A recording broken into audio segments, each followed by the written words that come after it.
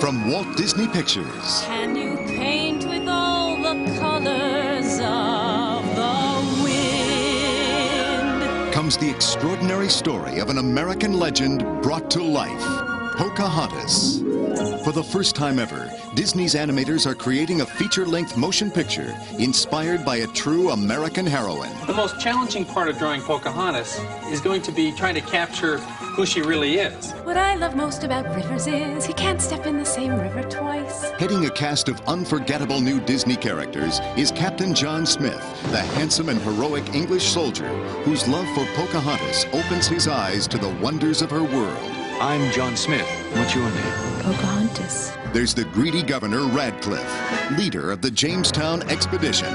I hereby claim this land in the name of His Majesty King James I.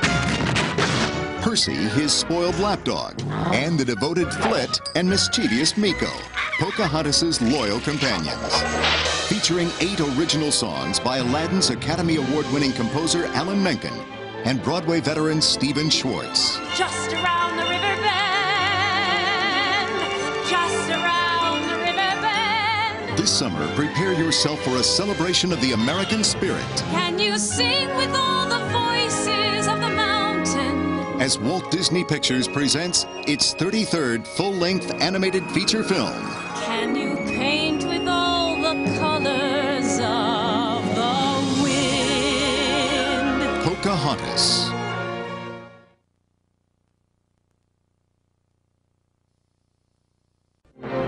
The magic. The music.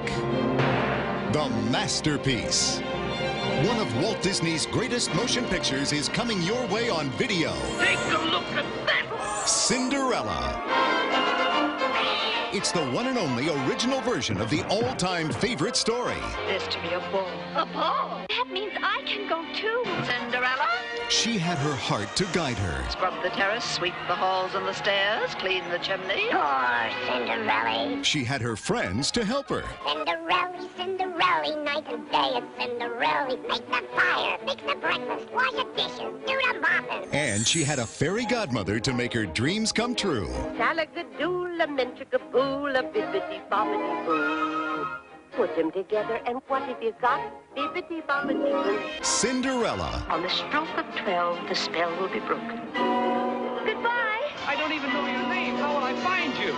Wait! Please wait! Now is the time to join in all the fun of a magical motion picture only Walt Disney could create.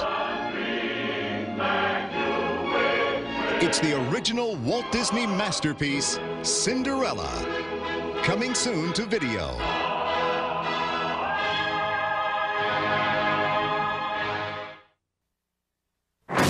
For those who remember, for those who will never forget, and for a whole new generation who will experience it for the very first time.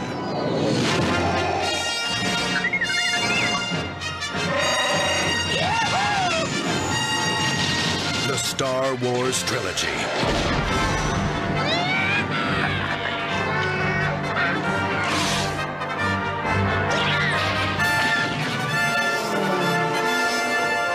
Three timeless adventures that changed movie making forever. Now the entire trilogy, digitally mastered in THX for the ultimate in sound and picture quality.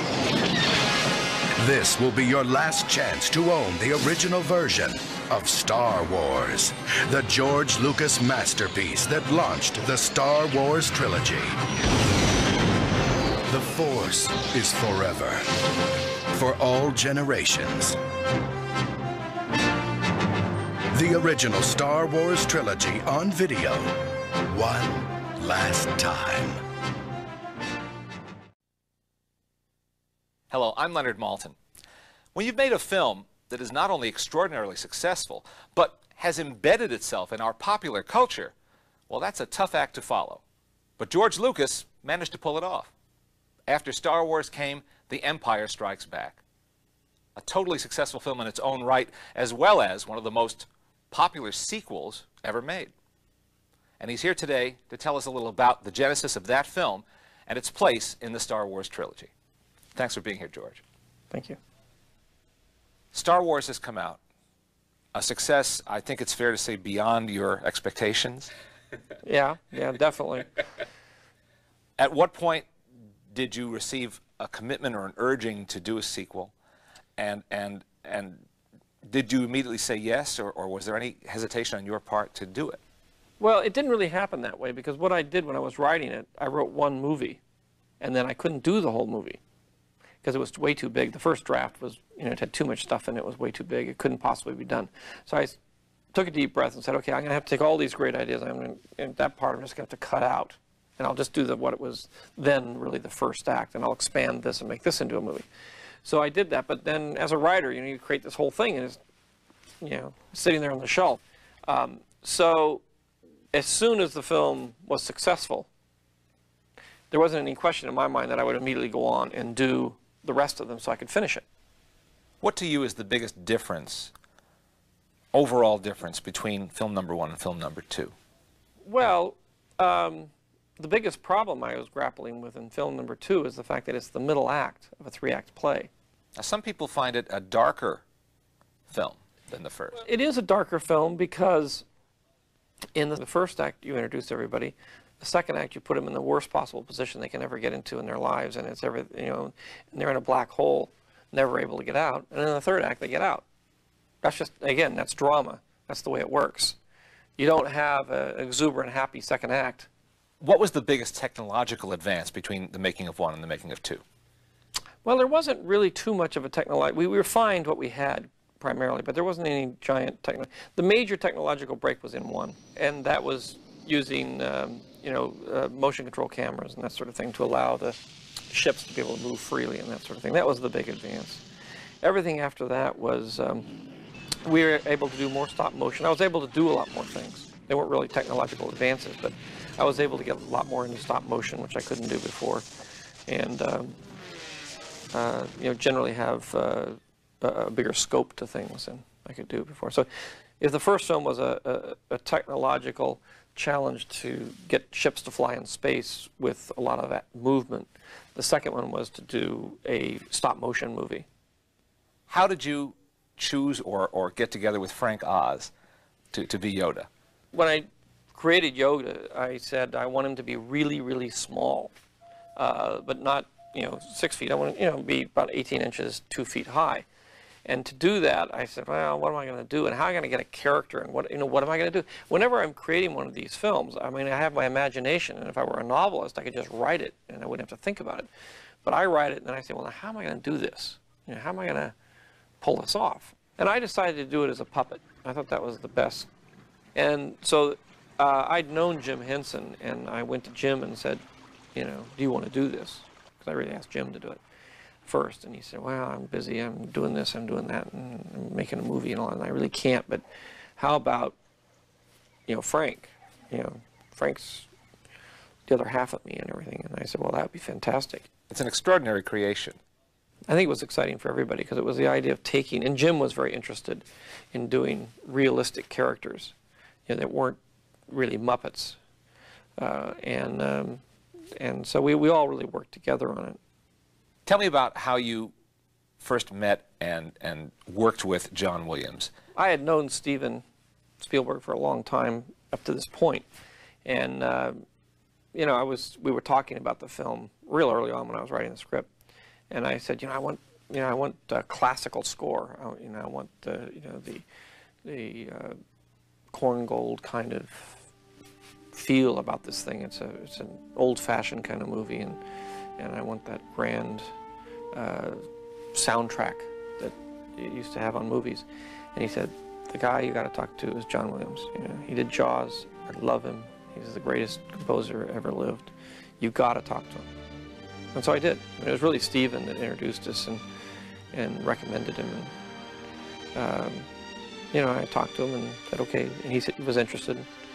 So he did it, and he's a dream to work with. He's a most wonderful collaborator. Didn't you at first want him to use existing classical music? Is that true? No. I had written it to certain pieces of music. I write to music. So when I'm writing a scene, I have the music there, and I'm writing it to the music. And then in a lot of cases, will use that same music as a temp track. So there was temp tracks of classical music in the score. And with Johnny, you can say, look, I want something that feels exactly like this. You know, you understand the emotion here and the emotion there and what's going on. He said, yeah, yeah, yeah. And then he will take that and he will come up with his own composition and his own themes, which are uniquely, you know, Star Wars themes in this case.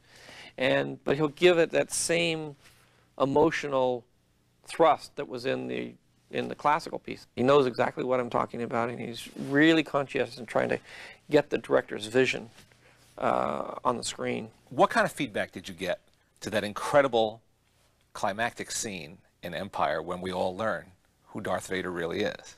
I was nervous about it, but in the end, I didn't get much of a reaction out of it. I mean, people, you know, were curious about whether it was true or not, and I purposely left it so that it would be ambiguous, so that you wouldn't really know, and people would sort of debate it for the next week. Again, I had 2 more years or more to, you know, I wanted people to sort of debate whether it's true or not true or like sort of thing. Well, George, as you know, people are just nuts for these movies, and to learn so much about them and what went into them and what inspired you is a real treat. No, thank you. It's fun. I hope that people continue to enjoy the films because it's nice to think of them as being timeless.